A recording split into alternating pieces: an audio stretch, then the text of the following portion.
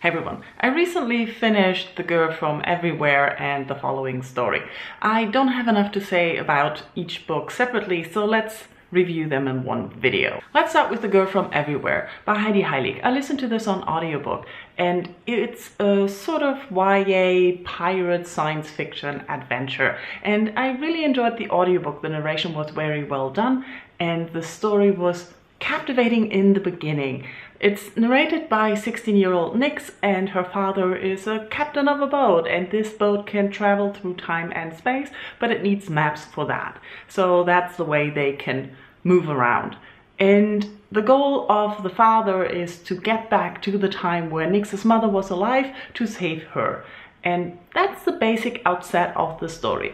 Now, starting this, I really enjoyed it. I really liked the characters, I liked the people on the boat, and I liked the story, what was going on. But then something happened and they arrive at a destination a little bit too late. And there we have a love triangle. And we all know I really don't like love triangles. So we find this boy who lives on the island and immediately falls in love for some reason with Nix. For no other reason apparently that she's new, she's interesting, and she's cute.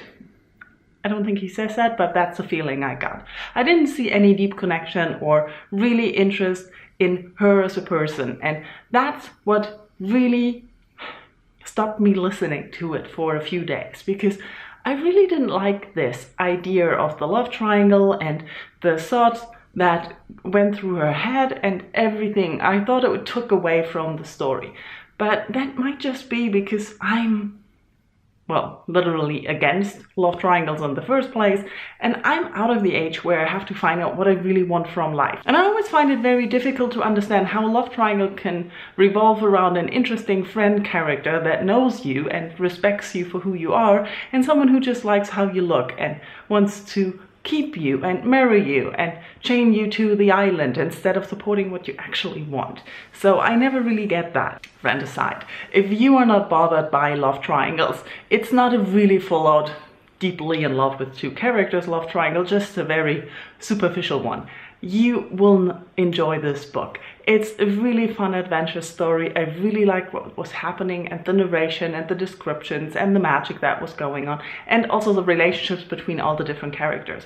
So I can recommend this as a fun adventure story. There is a second book, but I don't think I want to continue because love triangle. The following story by Cees Nooteboom is something completely different. It's a very short novella and it's more literary fiction. We have an old professor who wakes up in Lisbon one day and he's confused because he went to bed in Amsterdam the night before. So he remembers the time he spent in Lisbon with an old love affair, and he remembers things of his life and stories happen. And this was beautifully written. The atmosphere that is created is amazing.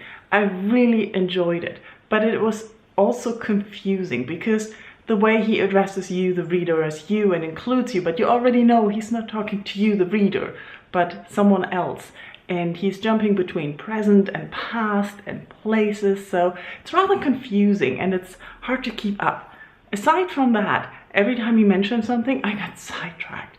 Sometimes my mind started wandering around Lisbon, and other things he mentioned sparked other ideas, so I had to reread phrases a lot, which I think is my fault, but it doesn't take away from the book. The book, like I said, is beautifully written. It does make all sense once you've reached the end, so I think it really will do well on a reread. Also, my edition came with an introduction by David Mitchell, and I would recommend reading this after you've read the novella because it spoils a lot. I didn't read it in advance, I read it afterwards, and I'm glad I did, because introductions usually give you too many details and quotes that you cannot really appreciate before you read the story, but after it really helps it make sense. So I highly recommend this. It's a lovely story, wonderfully written, and yeah, short if you need a short book for the rest of the year. And those were my brief thoughts on those two books. Let me know in comments if you've heard of them, if you were interested or read the books, and also love triangles. We can never talk enough about love triangles. Why are they there? That's my deepest question. Anyways, thank you for watching. Bye bye.